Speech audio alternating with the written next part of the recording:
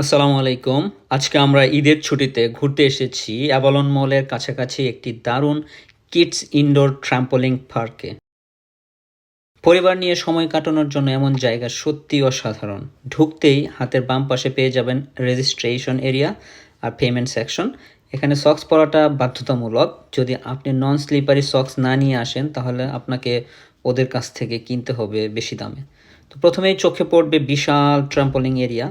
বাচ্চারা লাফাচ্ছে, খেলছে আর হাসছে। সত্যি বলতে শুধু বাচ্চারা না, বড়রাও এখানে এসে তাদের ছোটবেলার অনুভূতি ফিরে পায়।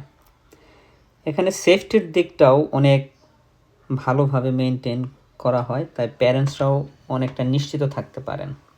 ট্রাম্পোলিনের পাশাপাশি এখানে ফোম পিট এবং বাস্কেটবল আর স্লাইডিং অপশনও আছে।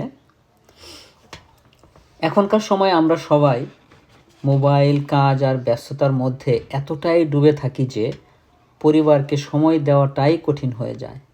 কিন্তু বাচ্চাদের সবচেয়ে বড় চাওয়া কিন্তু দামি খেলনা নয়, তারা চায় বাবা মায়ের সময় আর ভালোবাসা। তাই মাঝে মাঝে এমন ছোট ছোট আউটিং পরিবারকে আরও কাছাকাছি নিয়ে আসে।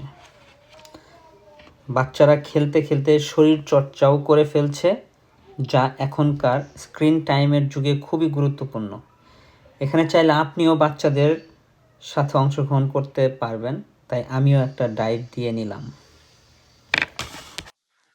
এখানে তারা প্যারেন্টসদেরকেও রিল্যাক্স করার জন্য একটা অপশন রেখেছে, সেটা হলো ম্যাসাজ চেয়ার।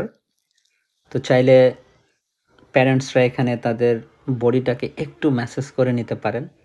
সারাদিনের ক্লান্তি, কাজের চাপ, মানসিক স্ট্রেস থেকে একটু রিল্যাক্স হওয়ার জন্য এটা সত্যিই ভালো একটা অপশন। তো আমিও একটু ম্যাসাজ করে নিলাম বডিটাকে চাঙ্গা করার জন্য। আজকাল বাচ্চারা অনেক সময় মোবাইল বা ট্যাবে বেশি সময় কাটায়, কিন্তু এমন জায়গায় নিয়ে আসলে তারা বাস্তব জীবনের আনন্দ, বন্ধুদের সাথে খেলা আর শারীরিক অ্যাক্টিভিটির গুরুত্ব বুঝতে শেখে। আজকে সরফরাজ অনেক মজা করেছে, সে খুবই হ্যাপি। মনে হয় আজকে রাতে তার ঘুমটা অনেক ভালো হবে। তো সব মিলিয়ে